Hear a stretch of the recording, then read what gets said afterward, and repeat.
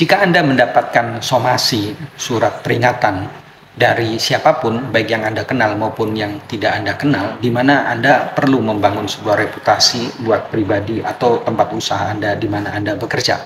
Apa yang Anda harus lakukan? Yang pertama, jangan takut, jangan bimbang, jangan ragu, ya. Harus tenang. Takut boleh, khawatir boleh, tapi sesaatnya, sekedarnya saja gitu. Hanya kelibatan saja rasa itu takut, karena Anda bukanlah malaikat, Anda adalah manusia. Itu wajar saja, tapi jangan berlebihan gitu. Yang pertama. Yang kedua, Anda konsultasikan sama siapa? Sama orang yang ngerti hukum, sama advokat, baik dari teman Anda, dari kolega Anda, dari kerabat Anda, atau dari teman media sosial lainnya yang kiranya Anda dapat dipercaya. Apabila Anda sudah mendapatkan nasihat hukum, Anda mendapatkan sebuah konstruksi hukum, langkah hukum, Anda bandingkan. Akan lebih baik kalau Anda bandingkan, Anda beri alternatif kepada orang yang ngerti hukum yang lainnya, kemudian Anda timbang. Bagaimanapun, Andalah pihak yang berkepentingan. Anda tidak bisa menyerahkan sepenuhnya kepada satu lawyer tertentu, kecuali Anda terlebih dahulu gali. Kalau Anda sudah percaya, baru Anda serahkan, Anda percayakan. Namun ketika surat kuasa belum ditandatangani, perjanjian belum terbentuk, maka Anda boleh gali. Anda beri keyakinan terhadap diri Anda. Adu satu argumen dengan yang lain, bukan diadu secara tatap muka satu dengan lain, tapi di pikiran Anda timbang mana yang lebih benar. Semuanya pendekatan, tawaran, nasihat hukum itu orientasinya pada penyelesaian secara utuh, secara penuh, bukan penyelesaian separuh-paruh, bukan penyelesaian secara ngambang.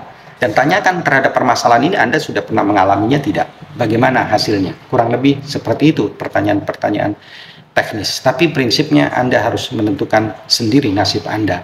Ya, gali terus itu. Kemudian selanjutnya ya terhadap surat itu Anda harus jawab. Baik melalui Anda jawab secara sendiri atau melalui kuasa hukum, penasihat hukum yang Anda tunjuk. Anda jawab itu surat itu. Sampaikan, ya kan? Apa duduk perkara yang semestinya, yang menurut Anda ketahui, yang aslinya seperti apa. Adapun dari pihak memberi somasi, dia membuat narasi bahwa Anda tertuduh melakukan perbuatan tertentu, biarkan mereka menari dengan bahasanya, dengan narasi argumentasinya, tapi Anda juga perlu membuat sebuah narasi pembelaan terhadap diri, bagaimana membela kepentingan hukum Anda. Sepanjang itu Anda tidak melakukannya, sepanjang argumentasi itu Anda rasional dan aman dari aspek hukum, sampaikan. Tapi prinsipnya dalam surat jawaban somasi itu ada dua isinya, ya, ada dua. Yang pertama isinya klarifikasi, penjelasan versi Anda, yang pertama. Yang kedua berisi konfirmasi. Minta konfirmasi kepada yang memberikan somasi kepada Anda terhadap perbuatan-perbuatan itu, kapan dilakukannya, dengan cara bagaimana, tempatnya di mana, siapa yang menjadi korban, siapa yang menjadi pelaku, dan bagaimana hubungan hukum di antara korban dan pelaku itu bisa terjadi. Misalkan seperti itu terkait dugaan tindak pidana asusila atau pelecehan seksual misalkan. Tanyakan, pastikan itu. Jadi bola ketika mereka mengirim somasi, bola ada di Anda. Tapi Anda jangan sibuk mengklarifikasi, menjelaskan begitu saja. Tapi Anda biarkan bola itu ada di tangan yang memberi somasi. Dengan cara bagaimana? Pertanyakan beberapa hal, minta konfirmasi kepada yang memberi surat somasi tersebut. Dengan demikian apabila dia menjawabnya, maka akan terang bagaimana, apakah dipaksakan, apakah Anda lupa terhadap kejadian tersebut, atau kalau mereka nggak menjawab, artinya asumsinya terhadap somasi satu itu gugur gitu. Anda sudah bantah dalam klarifikasi versi Anda, dan Anda minta konfirmasi ke mereka, sampaikan dalam waktu yang tertentu gitu, sampaikan permintaan mohon konfirmasinya itu, sehingga bola itu ada sama yang memberi konfirmasi. Jangan sibuk hanya menjawab saja. Kemudian yang terakhir, sampaikan bahwa akibat hukum apabila somasi ini tidak dilanjutkan karena hukum, apabila konfirmasi itu tidak disampaikan sesuai yang angka 4 di atas gitu, tidak disampaikan, maka akibat hukumnya tidak menutup kemungkinan bagi Anda sebagai subjek hukum membela kepentingan hukum Anda juga bisa berpotensi memperkarahkan orang yang memberi somasi dengan delik apa? Delik ancaman. Ancamannya apa? Yaitu memberi somasi. Dalam somasi itu ada klausul apabila Anda tidak menjalankan kewajiban Anda masih lalai, Anda tidak menunaikan kewajibannya, tidak menutup kemungkinan bagi saya untuk melakukan langkah hukum lanjut baik perdata atau pidana.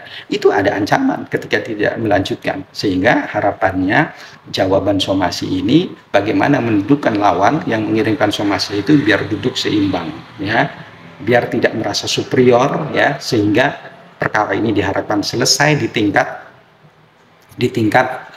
di luar jalur hukum. Jangan sampai Anda menjadi ATM buat penekanan, intimidasi yang tidak bertanggung jawab dari orang-orang yang tidak bertanggung jawab, yang hanya iseng untuk menekan Anda.